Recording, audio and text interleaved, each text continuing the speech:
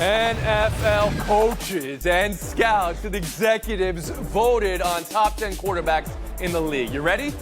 I'm not sure if you're ready. You ready? Not appearing, by the way, Jalen Hurts, Jordan Love, and Purdy, Tua, and Lawrence. And on it were Dak, Goff, and Stroud. Number one, cliffhanger. You're never going to guess. Let's go around the horn. Cliff, hanger. I'm hanging the cliff right now. Yo, Cliff, hey, come on. Is it Nathan Peterman? Start with baseball. Skeens versus Judge. You asked for it, you got it. Did you blink? One pitch. Ground out. Fielder's choice. Shohei Ohtani hit a nuke. Bill Plaschke guaranteed it, and it happened. You all get his points. Duran was hungry like a wolf for MVP. AL dominated the NL again. Those uniforms, maybe that's where you start. Gatorade Frost versus Friendly's Sherbert. Right. Bill Barnwell, around the horn to you. Number one takeaway from the MLB All-Star Game. That for all of the excitement early in this game, the final 6 innings were exactly what Major League Baseball does not want to present to the public. Nearly twice as many strikeouts as hits. 1 extra base hit in the final 6 innings. 2 infield singles, 6 hits in total, 13 strikeouts. That is the exact opposite of what baseball has been trying to do in terms of getting balls in play. They want to make individual stars. Tony, these jerseys would have been thrown out of the East Bay catalog. That is how generic Whoa. I resemble that remark. East Bay was how I wasn't disrespecting East Bay. I said they would not make it into the East Bay catalog. Big difference. We got you. So it seems like you were a little bit bored by the end of this game. All right, fine. Pablo Torre, number one takeaway from the All-Star Game. Bill is seeing this thing the wrong way, I fear, Tony, because the All-Star Game is not really a game at this point. It's like a music festival. It's a baseball festival, and the giant names at the very top of the poster, Shohei Ohtani, Aaron Judge, Paul Skeens, we got them. Okay. Cool, great. And yes, you can fall asleep as the night goes on, which lots of people did, Bill included, totally fine. And if you want some variety, yes, you get some, uniforms that look like somebody was on drugs. All of this feels like a thing that baseball is now good at doing, which is to say, not just the game stuff, which is again subsidiary here. It's like the Rickwood Field event. It's the game in the corn. These events that make you feel like we're celebrating baseball as opposed to focusing on the game of baseball. And I want to give MLB credit. They know how to celebrate the game. Okay. All right. Playing the game, moving the game along, still a work in progress. The friends we met along the way is what Pablo found attractive last night. MLB All-Star Game. Marcel Louis Jacques. Thumbs up or thumbs down?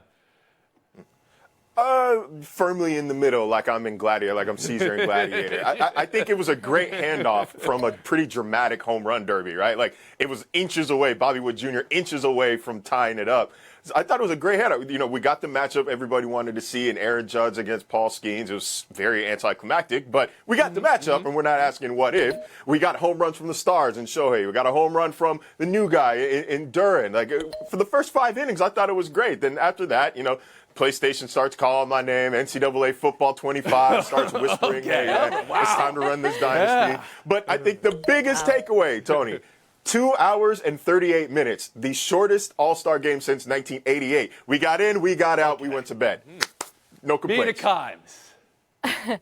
I'm in agreement with Pablo. This is about stars. It's not about the game. It hasn't been about the game for a while. And it was one star for me who really shone, and that's Paul Skeens. It's his summer. I mean, his ascent from debuting in May to facing off against some of the best hitters in baseball at this game is remarkable. The fact that his innings still felt like a moment with a capital M, even though he didn't strike anyone out, which is, by the way, very unusual for him, that to me is indicative of his star power, which isn't to say that he didn't throw well. He topped 100 miles per hour twice, which has only happened 3 times for starters in the first inning in the history of the game. He came close to it several other times, including on the pitch where Aaron Judge grounded out.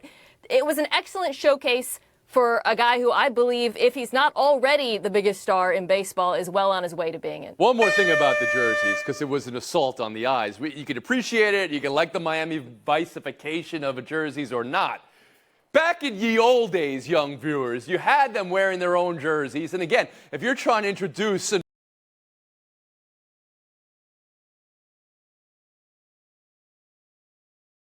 if Davante Adams comes to New York, while his cap hit this year is quite manageable, in the following years it jumps up to $35 million per year. And I have to think Adams wouldn't want to restructure. He'd rather take the chance of hitting free agency. So there's the potential that you'd be doing a big trade for a one-year rental, but the New York Jets are definitely in it to win this year. Let's play odds makers then, real quick, before we move to everybody else. Chances, and this is a PTI odds maker, so I want the percentage chance that this happens, that Davante Adams leaves the Raiders for the Jets. I would say 35%. Marcel, you want to answer that first and then take away? I would say 25%. Maybe it's kind of hard to quantify there. Of course, it makes sense for the New York Jets, but as I've said on this show before, Tony, the world does not revolve around the New York Jets. The NFL does not exist to make the New York Jets a better football team. The Raiders are not going to be in a rush to trade their best player to another team that's trying to break into the AFC playoff picture. It just doesn't. I don't see the incentive there, but I do want to push back on the notion that if Davante Adams asks for a trade, that his second in like 4 years, that he's somehow difficult or a diva. This was not the situation he signed up for. He came to Las Vegas to play with Derek Carr, his former college teammate. It's deteriorated since then. It's chaotic since then. He's probably going to have a new quarterback next year unless Gardner Minshew becomes a franchise guy all of a sudden in year, 7, 8 in the NFL. I think he's justified in asking for a trade if he wants to. I'm not sure if he's worried about how it'll come off, but I think he's justified in wanting to leave. Pablo Torre. Yeah, look, the NFL does not revolve around the New York Jets. Marcel's right about that part. But the New York Jets do revolve around Aaron Rodgers. Like, my basic theory of the case is that Aaron Rodgers is still the most powerful man in that organization. They have sunk cost problems with him. And so why not try and do the thing that clearly the two protagonists of the story, Rodgers and Adams, both want? And by the way, it's not just that Davante Adams in that receiver show, which I may or may not have watched during the 9th inning of the Baseball All-Star game. It's not just that he was saying, I don't like this guy, Jimmy Garoppolo. He was saying, I'm going to get killed out here. It's hard. Look, we've seen trade requests. We've seen wide receiver diva-style complaints before. It's not that. It's almost never been so explicit, okay. Tony. Yeah. And not as destructive to a locker room. I have to wonder if the Raiders are thinking, that's one way of making us want to get rid of you also, let alone the other way. And Bill Barnwell. Why would the Las Vegas Raiders do this now, is the question. Why would you wait until the start of training camp to trade Davante Adams away without being able to replace him when everything the Raiders have done leads us to believe they are a contender this upcoming season. They went 5-4 last year with Antonio Pierce as their head coach. They were the final team last year to beat the Kansas City Chiefs, who they took out before they ended Brandon Staley's career with the Los Angeles Chargers. I don't necessarily believe in them, but they went out this offseason and spent the most money any team spent on a player in free agency besides Kirk Cousins in adding Christian Wilkins from the Miami Dolphins. So everything the Raiders have done say, even though we don't think our quarterback situation is great, we are going to build a veteran team around them and try to win now. So unless the Raiders are solely doing the Jets' bidding, why would they go and make this trade? This is the NFL. It's not a Nicholas Sparks book. This is the NFL. There are trade requests from a wide receiver, it seems, weekly. We got 2 this. Well, we didn't get one with Adams. Yes, let's be fair to that. But the idea that a receiver could be traded. Ayuk, Adams, better chance either happens, Mina Kimes, around the horn, at the horn. I think Adams, because, well, Bill is right. It might take some time. I don't think the Raiders are a very good football team, and I think when it gets to the middle of the season, they will know that they are not a very good football team, and they will be incentivized to get draft capital in return, whereas the San Francisco 49ers are Super Bowl contenders. It makes no sense for them to move on from Brandon Ayuk, who is their best Marcel. Doesn't make sense. Their first-round pick, Ricky Pearsall, starting off the training camp on the NFI list. I know Ayuk's Trade Me tour has been pretty destructive, but they don't have much incentive to trade him either, other than... Yeah, Adams trade makes more sense, but the Raiders have to figure that out for themselves, and the Raiders are not always the most logical team in the league, frankly. All right.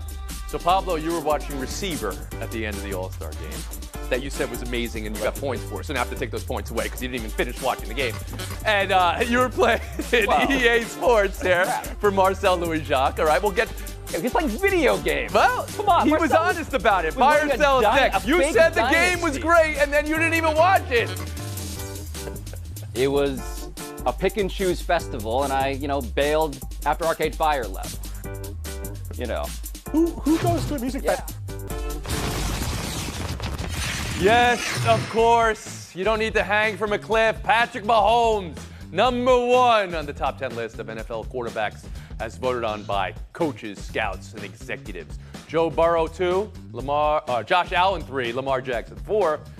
Maybe this is more about who didn't crack the top 10. Jordan Love, Jalen Hurts, Brock Purdy, Tua Tagovailoa, Trevor Lawrence. Mina, what are you buying? What are you selling? I'm buying all the shares of Jordan Love because apparently they're undervalued right now. He is already a top 10 quarterback. In the second half of last season, he was a top 3 quarterback, third in QBR, first from inside the pocket and on third down. He went head-to-head with one of the quarterbacks who made in the top 10, Jared Goff, in his own division, and crushed him. You might remember that game. People might say, well, it was only the second half of the season. Yeah, that might happen because he was playing with the youngest group of pass catchers in the NFL. They all got better together, and they're going to be even greater next season. Love for Jordan Love from Kimes. Marcel Louis-Jacques on this top 10 list. Yeah, I'm extremely buying Jordan Love stock. If we're putting C.J. Stroud there in the top 10 after one full season as a starter, I don't know in what world Jordan Love doesn't deserve to be as well. The only controversies, though, I see here, Jared Goff, physically limited, I'm sure, but he won 2 playoff games. We can show him some respect. Aaron Rodgers, though, Jets fans are going to be mad at me, but I would like to see more than 4 snaps of Aaron Rodgers after tearing his Achilles at age 40 before I say he Are is you definitively suggesting the still a world top does 10 not revolve quarterback? around the New York Jets? It seems like it's a suggestion you're making. Real quick then, wait, for Mina and Marcel, you're putting Love on. You got to throw somebody out. Marcel just threw out Aaron Rodgers. Mina, you got to throw somebody out. Who was it? Well, I'm knocking Aaron Rodgers down and Goff off the list. Pablo Torre, the top 10 as you saw it. I like that I can buy CJ Stroud stock at such a discount still. Tony, the guy to me is a top 3 pick. So, yes, Top he's on the 3? list. I just think it's insane. Yeah, Top 3? Dude, Wow, hot take. The idea that he's the 3? first rookie to lead the NFL in touchdown interception ratio, the fact that he led the NFL in passing yards per game. I know it's not the fancy analytics stats that Bill Barnwell's going to hit me with, I'm sure, upon hearing me say that. But the dude on every level was ahead of schedule. And so, yes, I will buy lots of CJ Stroud stock now that it's Who available. are you throwing out of the for top price 3 of a then? bottom Are half. you throwing out Allen? Are you throwing about... No, Joe Burrow to me. the forgotten Joe Replace him Burrow. with He said CJ people Stroud, forgot him. yes. You didn't forget him. You remembered to throw him out of the top 3. I remembered to forget. Bill Yeah. Barnwell on this top 10. I apparently am the only person who has a memory that lasts to a season ago when Jalen Hurts was competing for the MVP award. A guy who is 4th in yards per attempt. Pablo, that's yards divided by pass attempts over the last 2 seasons. A guy who has more rushing first downs does he do over it? the past 2 seasons than anybody besides Christian McCaffrey, who, by the way, is a running back. Jalen Hurts is the system in Philadelphia. I know it didn't end well last year. That was on the defense, not on Do you Jalen think Hurts was undermarked here? Who are you throwing out of the top 10 that put Hurts in there, Bill? Jared Goff, I'm sorry. You were man. great in the postseason. Wow, two have to having go. Goff thrown out. Sorry, he was only a quarter away from making the Super 2 Bowl. playoff games. Buy or sell 2. Sticking with football, Chicago Bears reaching rookie deals with Caleb Williams and Rome Odunze on day 1 to report to camp. Getting it done. What does it mean? Bill Barnwell, how different do you think Chicago's offense looks this year? It's going to be more explosive. I just worry about the consistency because of the offensive line. We've talked so much about how explosive and talented these playmakers are, but 3 major question marks up front at center, right guard, and left tackle, where Braxton Jones kind of just inherited the job as a rookie, got injured last year to not play all that well. Ryan Bates coming over from the Bills, where he would play guard. He was benched last year. Now he's going to be the starting center. We talk about C.J. Stroud and how, you get the right playmakers around a guy. It helps, but C.J. Stroud had Laramie Tunsil. He had an all-pro caliber left tackle from basically day 1. The Bears don't have that, Right. and that's going to cap the ceiling for this So offense. you think there's a cap on the offensive ceiling this year, okay? How about you, Pablo Torre? Yeah, look, Tony, to me, the normalcy of this scenario is my lead. The idea is there was all this talk, wait a minute, Caleb Williams is representing himself, what's going to happen? No, he just signed the deal like you expected him to. And so the optimism for Bears fans, to me, is rooted in the idea that we're going to get an electric passer, who I believe, by the way, I'm going to do a Barnwell stat here, I believe 9th in yards per attempt in college, if I have my mathematics correct. A guy who is paired with the first-round receiver, to have been taken for the first time with the first-round quarterback. Never happened before in the modern era of the draft. I believe that the degree of change from last season is going to be massive and justified and less crazy than you think. All signs of optimism to me. Marcel Louis-Jacques. Yeah, Tony, when I think about the Bears offense, especially their pass catchers, I just think, overwhelming. It's an overwhelming talent. When you have three receivers who, even Rome Odunze, I know he's a rookie, but three receivers who could likely hit that 1,000-yard mark. You've got a running back in DeAndre Swift who had a career year last season. You've got a pass-catching tight end in Cole Kmet as well. I think it puts a lot of pressure and a lot of stress on the defense to the point where if the Bears just have league average offensive line play, and Caleb Williams is about who we think he's going to be as a rookie, this should be one of the better offenses in the NFL. They're in a tough division. The NFC North, it's kind of a meat grinder with Detroit Lions and the Green Bay Packers. I'm not saying they're going to compete for the division title, but the NFC is not that deep. They could flirt with a wild card spot. There we go. If that offensive line holds up. Mina Kimes? Dramatically better group of wide receivers. I think a better offensive play caller in Shane Waldron, and a quarterback who's more accurate in Caleb Williams. Whether or not the total picture is vastly superior as we think it'll be to what it was with Justin Fields hinges on whether Williams can do one thing differently from Fields, and that's get rid of the ball quicker. Justin Fields had the longest time to throw when he was with Chicago of any quarterback, and Caleb Williams actually had a very long time to throw in college too. Now, a lot of that had to do with his circumstances at USC, but whether or not he can improve on that metric, I think will determine whether the Bears are as we hope they can be. Flirting with a wild card spot, though, which Bears fans are excited about. Mina, you see it that way? Is this a potential flirt with wild card? Yeah, it'll be like a will they, won't they until week 18. Bill? No, they don't get there. Pablo? It's a real Nicholas Sparks situation, a real flirtation, but ultimately heartbreak. As is this for me, Pablo. Oh, that's it. Done. And Marcel. Mina Kimes and Bill Barnwell. Showdown next. Kimes and Barnwell, good luck in Showdown. U.S. Women's National Team 0. Costa Rica 0. That is how the USWNT goes to the Olympics. Coach Emma Hayes had a somewhat positive spin postgame. She liked the 67 touches they had in the box. Mina, is that something to like or to be concerned about considering it was 0-0? It's something to like, and I think not to be concerned about. Tony, they had 12 shots on goal, which is the most without scoring since 2015. What that says to me is this was an aberration, despite the fact that they dominated the game. Bill Barnwell. Yeah, this was preparation for their first match against Zambia, another team that's going to play in a low block, defend a bunch, and force them to find those small holes in the defense. They're going to have Roosevelt in that game, didn't have her. I feel like it's going to be a much better situation next time around. Good analysis from Barnwell. Mina, you took a shot on goal. You didn't score, but that's a positive thing for you, seeing as your argument said that. Showdown 2. The line the Wizards rookie and number 2 pick, Alex Sarr, had in the Summer League last night. You ready? I'm not sure you're ready. 0 points, 0 of 15 field goals, 0 of 7 three-pointers, 0 of 2 free throws, 3 turnovers. Bill, what is that?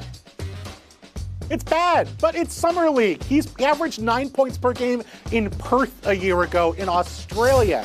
Russell Westbrook, Vince Carter, those guys have gone over 13 in real games before. Let's give him time before we wrap him up as a scrub. Mina Kimes?